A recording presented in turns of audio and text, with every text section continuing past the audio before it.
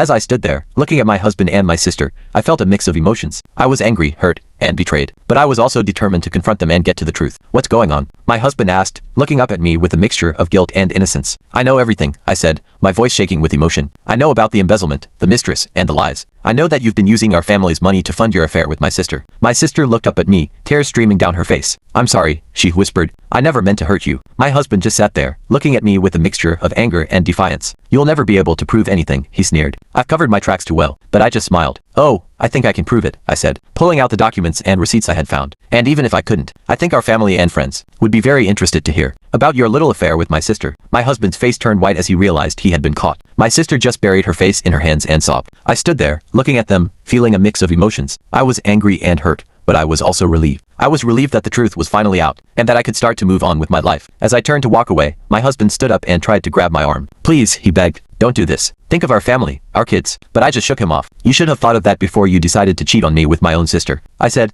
looking him straight in the eye. And with that, I walked out of the house, leaving my husband and my sister to deal with the consequences of their actions. I know it wouldn't be easy, but I was ready to start a new chapter in my life, one that was free from the lies and deceit of my husband and my sister.